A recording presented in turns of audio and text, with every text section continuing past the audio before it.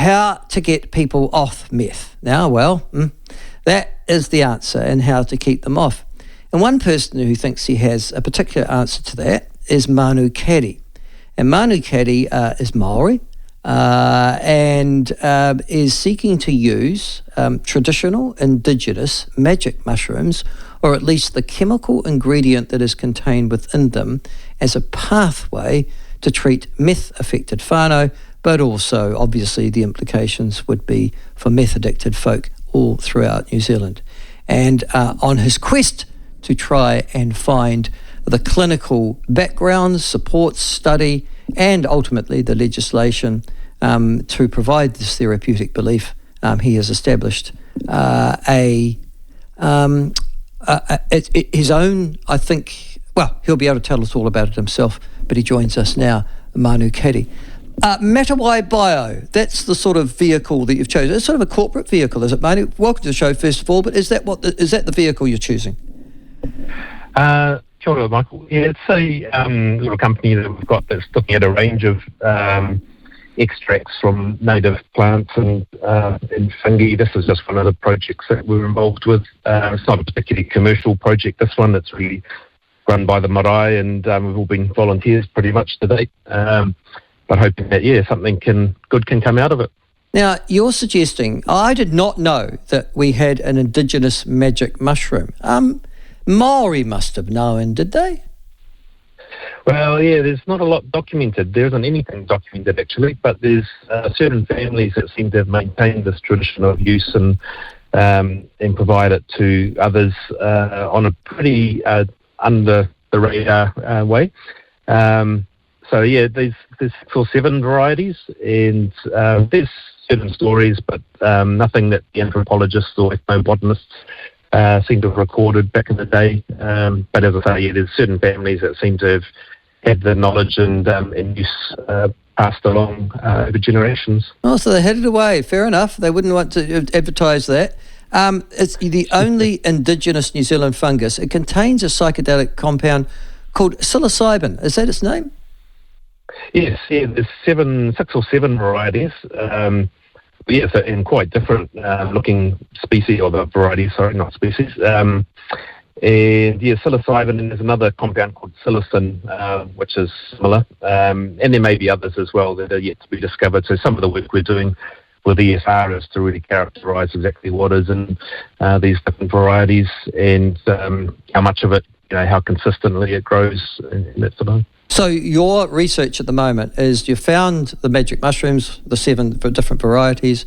You know that they contain these, psychedelic, I guess, particular compounds. And now you're trying to work out how strong each of those is, or next thing to try and link that, as I understand, to getting people off a meth addiction. I'm fascinated by that link. You make that next, but just need to get you have to actually, I guess, first work out how strong is this stuff.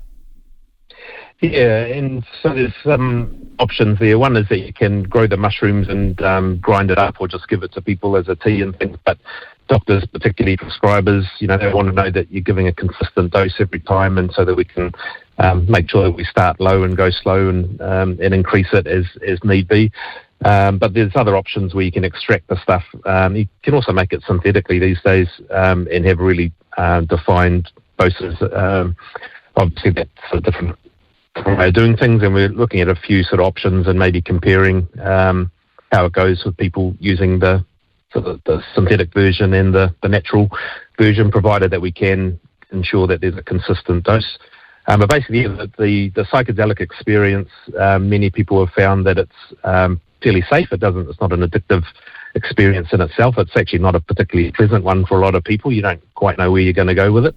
But what they do find is that it enables you to sort of open your mind away to other possibilities, other ways of behaving and living your life that you might not have considered before, particularly when you are stuck in a rut and have this sort of habit of addiction.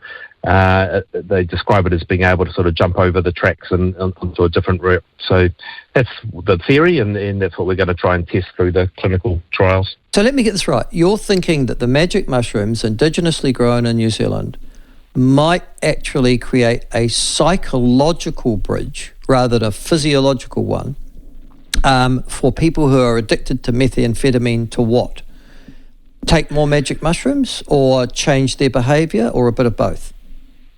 It's not, as I understand it, most people that take them often only need to take it once or twice in their life, and it's actually opened up a whole new world, and they haven't felt the need to go back and use them again. So it's not like you'd be having them every day or every week. Some people do it as an annual sort of thing. It just helps them to reset themselves. So that might be the way that we do it. It becomes a seasonal practice for some people. But this experience seems to, for many people, just open up new possibilities that they hadn't considered before. For whatever reason, their brain had been locked into these particular patterns of behaviour. And it really opens things up and enables them. And a lot of it's about the intention that you go into the experience with. So the evidence overseas is that it's about sort of good guidance going into it and being clear about your purpose for doing it. So it's really, there needs to be some degree of intentionality and people wanting to change, even if they sort of can't work out how to do it themselves. So there's an idea of, actually, I need a change. Doing this isn't particularly good for me. I'm not sure how, but I want to do it. So you go in with that intention, and then you have the experience. And then after that, there's also obviously need for support and sort of to maintain those new possibilities that you might have discovered through the experience. That's kind of the theory and practice behind it. So you're suggesting there are international studies, obviously empirical studies, that the use of psychedelic drugs, it's interesting actually because we've already had somebody on the show, Professor Glue from Otago University. I don't know if you've come across him, Paul Glue, on this issue. Yep. But the use of psychedelic drugs overseas in empirical studies can alter for good the behaviour of people who are living negative lives, particularly if they are dependent upon methamphetamine for their daily stimuli. Is that right?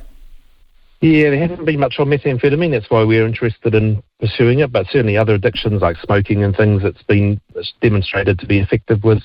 And clinical depression in Australia, it's just been approved for psychiatrists to use it there. Yes. For patients who can't change their depression with normal drugs. And that's a common one around the world, actually. In the UK particularly, there's quite a lot of studies around depression and psychedelics, helping people to, again, sort of see the world quite differently to the way that their brain has kind of locked them into seeing it. Yeah, well, that's what we were talking to Professor Paul Glue about, because he's trying to do those clinical trials in New Zealand as well, because we are not as advanced as the Australians, who, as you say, you can be prescribed, I think, by a psychiatrist. I don't think it's got down to GP level yet as a treatment for depression.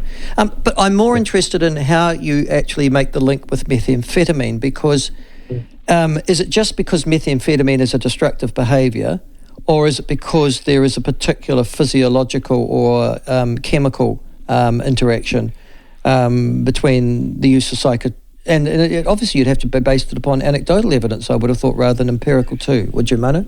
Yeah, that's right. And there is no evidence that it's particularly useful for methamphetamine for some chemical reason.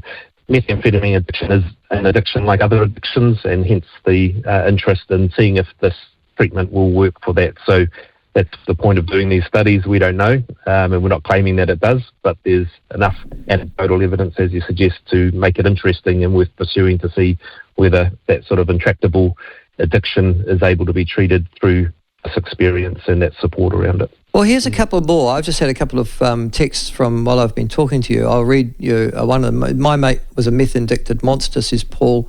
He's been taking these mushrooms for a while now. He's turned into a much more fun guy. And then somebody else says, my friends ruined themselves on meth. I could see where it was heading as I was becoming more and more fascinated with mescaline containing cacti. My life is rich. There's this rotten. All plant drugs should be decriminalised and encouraged for certain people with the right intentions attached. So obviously there's a couple of anecdotes that would suggest you're heading in the right direction. Is that the sort of anecdote stuff that you've been picking up? Yeah, certainly. There's a really interesting book called Blue Honey. You should try and find the author. Beck and his sister have documented their own journey using mushrooms to help with addiction and other personal issues, and they collected stories from New Zealanders across the country who also found that they've been really helpful for moving them off other addictions. So it's again, those are just anecdotal stories, but there's enough of those around to say actually it seems like there could be something here worth pursuing. Now, okay, so you've got an idea. You've got people who have lined themselves up, some clinical researchers, I understand medical researchers who quite like the idea of going down that line as well. I'm sure there'd be a number of Ronoa practitioners who wouldn't mind getting involved. That's the traditional Maori healing sort of stuff. You've got health professionals who are there too. I imagine there'd be quite a few universities that'd love to get into this because that would certainly aid and assist them in keeping their jobs at the moment of these tertiary times. What's the problem, Manu? Why aren't you making any progress so far? Oh, I think we are making good progress. We haven't been funded. We haven't looked for a lot of funding. We've got a Health Research Council grant, a small one, to help with some of the project management, some of the clinical support, but it's taken a bit of time to sort of work out what the approach is, and are we going to grow enough of these, and are we going to wait for them to ensure that we've got consistent doses, and we only just got the license on Friday, which is the Ministry of Health has taken quite a while. So you got the license to do what exactly, Manu? You got the license to cultivate. Oh, okay. To cultivate within a controlled environment, so that we can, again, to test the levels of psilocybin in these fungi and see how consistent they are when we grow them in certain conditions, rather than going out into the bush and finding them. It's trying to make sure that we know what we're giving people and can measure that over time.